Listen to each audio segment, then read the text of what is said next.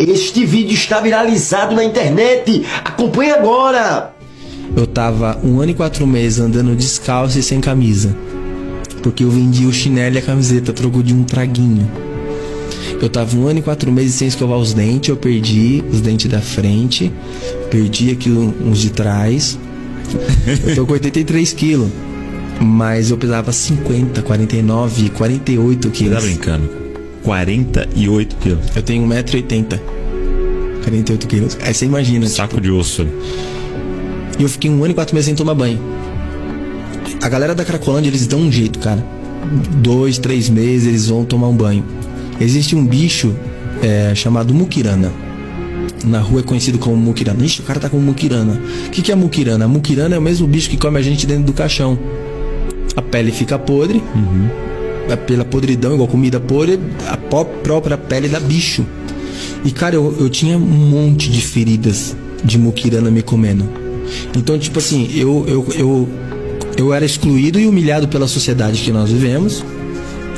E comecei a ser humilhado pela sociedade da Cracolândia. Ninguém queria chegar perto de mim, era como se eu fosse um leproso lá dentro. Eu levava cuspida na cara de outros mendigos, eu levava tapa na cara, eu era o cara tirado da Cracolândia. Porque eu fedia muito. Tipo, minha pele tava podre no bicho, cara. Eu fedia demais. Desse jeito, ninguém me dava comida, comecei a comer comida do lixo. Já cheguei a comer comida com fezes. 3 dias sem comer nada. Comecei a sofrer, ser humilhado. Quantos anos você ficou lá? Fiquei 3 anos na Cracolândia. 3 anos. Dentro da Cracolândia. Sendo humilhado, sofrendo, só que tendo experiências espirituais com Jesus. É muito louco eu falar isso, que parece até uma heresia, né? Mas, cara, eu não conheci Jesus num culto, eu não conheci Jesus através de um apelo. Eu fiz faculdade de teologia, cara, nada do que eu estudei foi o que eu vivi. Eu conheci Jesus. A partir do momento que eu entendi que Jesus era uma pessoa, no primeiro dia de rua, eu comecei a me comunicar com ele.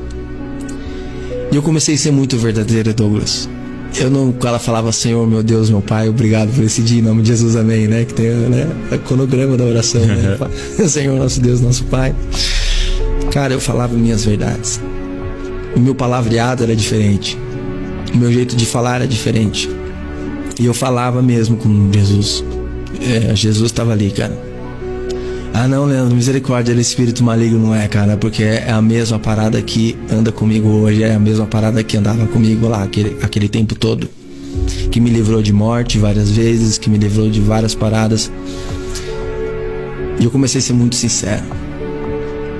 E a palavra fala que Jesus está em busca de verdadeiros adoradores, aqueles que o adoram em espírito e em verdade, cara. Tipo, eu não tinha máscara de crente. Eu era o Leandro Noia, o alemão da latinha conversando com Deus. Então eu andava com um saco de latinha nas costas, conversando com Jesus. E eu gostava de conversar com crente, porque eu entendia da Bíblia. Então alguns eu conseguia manipular. Então, você usa droga? Não, irmão. Eu tô aqui porque eu tinha uma história montada. E aí o cara acabava me dando dinheiro. Eu fui abordar essa mulher e eu falei pra ela, moça, a senhora não tem um trocado pra me arrumar e tal? Cara, ela olhou pra mim e falou assim, olha, eu não costumo dar dinheiro pra ninguém na rua. E esse não costumo dar dinheiro pra ninguém na rua também foi uma aprendizagem pra mim hoje. Porque o que você fala com um morador de rua? Não tenho. Mas você tem, cara. É mentira. Tá mentindo, cara.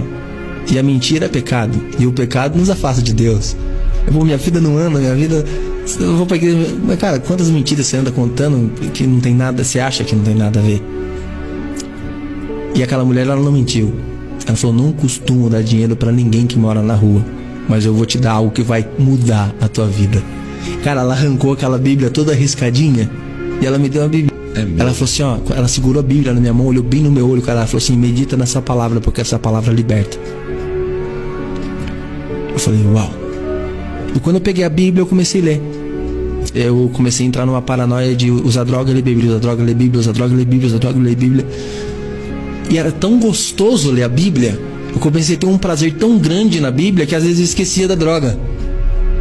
Olha só que loucura. Ali eu vi que começou a guerra entre a carne e o espírito. E aí que entra a questão que na minha vida o segredo da transformação não foi parar de usar droga, mas foi me encher da palavra. Eu me enchi tanto da palavra, cara, que eu esquecia da droga, porque não tinha espaço mais pra ela.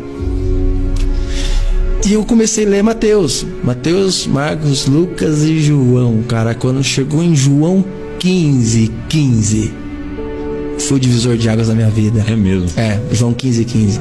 Eu já não vos chamo de servo, porque o servo não sabe o que faz o seu senhor. Ao invés disso, eu tenho vos chamado de amigo. Cara, bateu uma parada em mim. Eu falei, cara, eu tô drogado, eu tô sujo, eu tô largado aqui, cara. E Jesus, cara, querendo ser meu amigo, sabe? Sabe a profundidade mesmo, assim. Eu acho que a droga me ajudou a ir muito profundo nas coisas, cara. Eu falei, cara,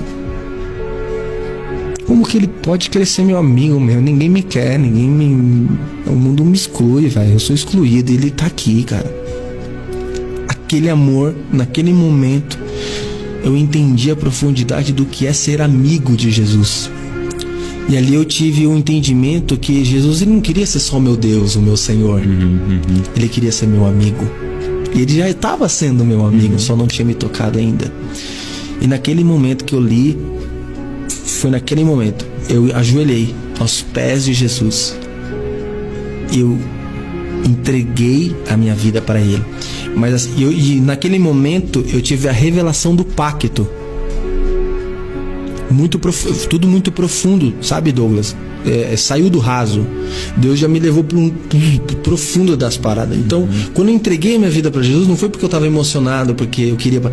Eu entreguei minha vida para Jesus porque eu entendi que Jesus queria ser o meu amigo. Eu entendi que ele era meu salvador. Eu li a história, que ele morreu, cara.